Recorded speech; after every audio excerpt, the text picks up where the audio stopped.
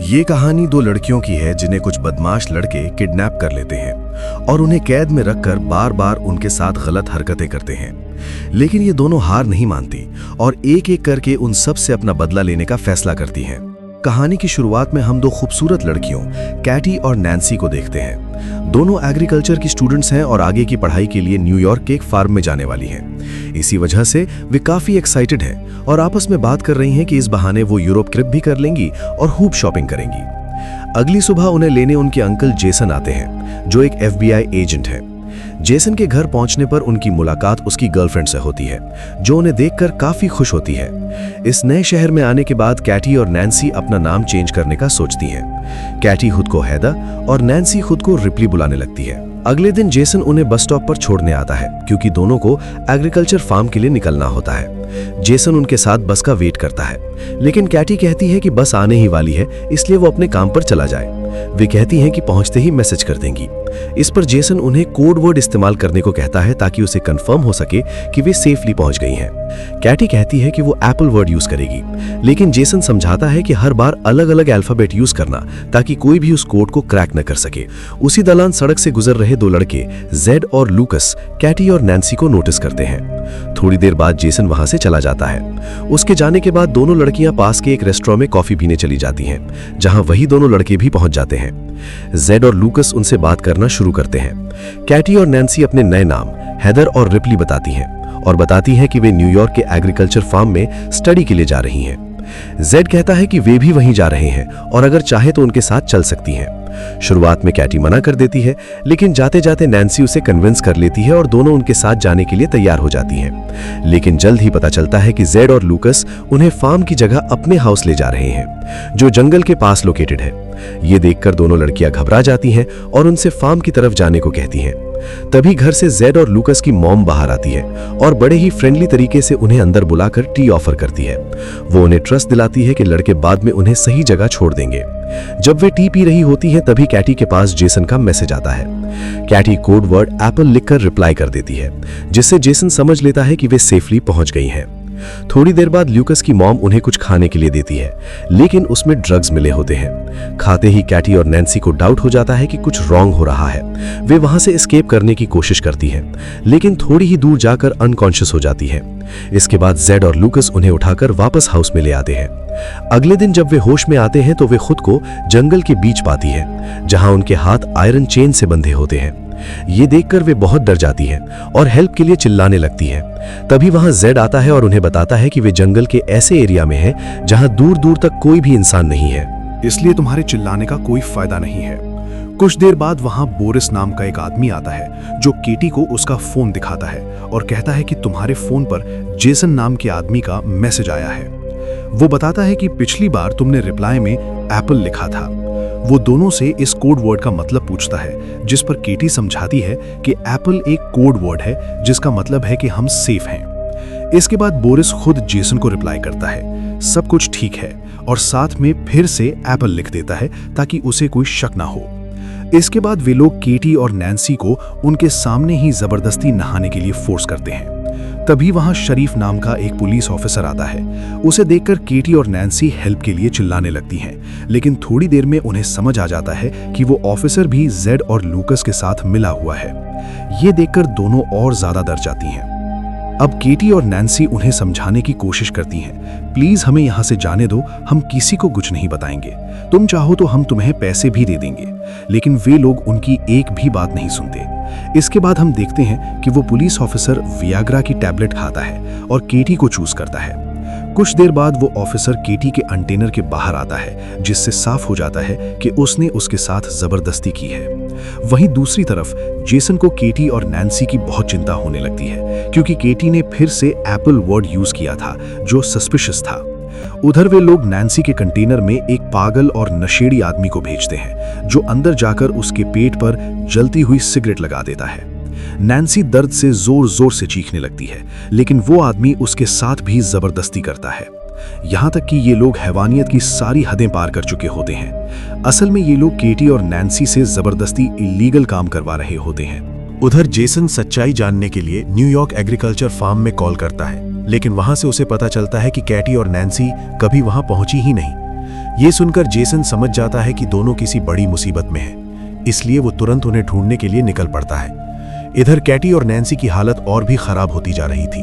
अगला कस्टमर आने से पहले जेड और लूकस दोनों लड़कियों के चेहरे पर मास्क पहना देते हैं। वो कस्टमर भी एक पिग वाला मास्क पहन कर आता है। फिर जेड और लूकस उसके सामने लड़कियों के मास्क हटाकर उनके चेहरे दिखाते हैं। उस आदमी को देखकर दोनों लड़कियां और ज्यादा डर जाती हैं और जोर जोर से चिल्लाने लगती हैं। वो आदमी नैन्सी को चूज करता है और उसे कंटेनर में ले जाकर उसके साथ भी जबरदस्ती करता है। उसके जाने के बाद जब कैटी नैन्सी के पास जाती है तो वो देखती है कि नैन्सी की हालत बहुत ज्यादा खराब हो चुकी है। वहीं दूसरी तरफ जेसन पुलिस स्टेशन पहुंचता है और एक ऑफिसर से मिलता है। ये वही ऑफिसर होता है जिसने कैटी के साथ जबरदस्ती की थी। जेसन उसे बताता है कि कैटी और नैन्सी किडनैप्ड हो गई हैं और वो खुद एक FBI एजेंट है। इस पर ऑफिसर पूछता है कि तुम्हें कैसे पता कि वे किडनैप्ड है। जेसन बताता है कि उसने कैटी को कोड वर्ड सिर्फ एक बार यूज करने को कहा था, लेकिन उसने वही वर्ड दोबारा इस्तेमाल किया, जिससे साफ है कि कुछ गलत है। उधर जंगल में बोरिस को वही करप्ट पुलिस ऑफिसर सारी इंफॉर्मेशन दे देता है कि कैटी का अंकल एक FBI एजेंट है और कैटी ने कोड वर्ड के बारे में गलत जानकारी दी थी। ये सुनकर बोरिस तुरंत जेड को कैटी के कंटेनर से दूर ले जाता है और कहता है, इन दोनों लड़कियों को जल्द से जल्द खत्म करना होगा, वरना हम सब बड़ी मुसीबत में फंस जाएंगे और हमें शहर से आने वाली और भी नई लड़कियों को पकड़ना है। उधर केटी अपने कंटेनर के पास खड़ी होकर चुपके से उनकी सारी खौफनाक बातें सुन लेती है। इसके बाद बोरिस उसके कंटेनर में दाखिल होता है और उसके साथ जबरदस्ती करता है। वहीं दूसरी ओर जेसन उसी रेस्टोरेंट पहुंचता है जहां केटी और नैन्सी की मुलाकात उन लड़कों से हुई थी। वो वहां काम कर रहे एक आदमी से कड़ी पूछताछ करता है, जिसके बाद वो आदमी उसे बोरिस की कार के बारे में एक ठोस हिंट दे देता है। अगले दिन केटी नैन्सी को आगाह करती है कि ये लोग उन्हें जिंदा छोड़ने वाले नहीं हैं और उनके कत्ल की प्लानिंग कर रहे हैं। तभी वहां जेड और बोरिस उसी नशेड़ी आदमी को लेकर आते हैं और उसे सख्त हिदायत देते हैं। हम थोड़ी देर में वापस आते हैं, तब तक इन दोनों पर कड़ी नजर रखना ताकि ये भाग न सकें। उनके जाते ही केटी उस आदमी को अपनी तरफ अट्रैक्ट करने का नाटक करती है। जैसे ही वो लालच में करीब आता है, केटी बिजली की फुर्ती से उसके गले पर इतनी जोर से काटती है कि उसका खून फव्वारे की तरह बहने लगता है और मौके पर ही उसकी मौत हो जाती है। मौका पाकर दोनों अपनी चेन्स खोल लेती हैं और अंधेरे में छिप जाती हैं।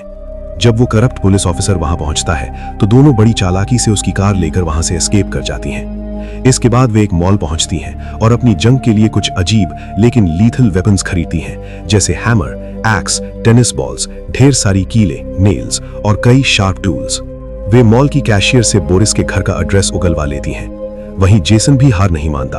वो बोरिस की कार इंश्योरेंस कंपनी पहुंचता है, जहां से उसे उसका घर का पता मिल जाता है। दूसरी तरफ बोरिस अपने घर पर तेज म्यूजिक चलाकर बेफिक्र होकर एंजॉय कर रहा होता है। तभी वहां मौत बनकर केटी और नैन्सी दस्तक देती हैं। वे टेनिस मॉल्स में नेल्स लगाकर उसे उसके चेहरे पर दे मारती हैं, जिससे वो तड़प कर तुरंत बेहोश हो जाता है। जब उसे होश आता है तो वो खुद को एक टेबल से मजबूती से बंधा हुआ पाता है। बोरिस गिड़गिड़ाते हुए उन्हें पैसे का लालच देता है। मैं तुम्हें बहुत पैसे दूंगा, बस मुझे छोड़ दो। लेकिन केटी और नैन्सी की आंखों में अब रहम नहीं, सिर्फ रिवेंज का जुनून था। उसी समय जेसन भी घर के बाहर पहुंच चुका होता है। अंदर कैटी और नैन्सी बोरिस से उस रहस्यमयी पिग मास्क वाले आदमी का पता पूछती हैं। खौफ के मारे वो सब उगल देता है।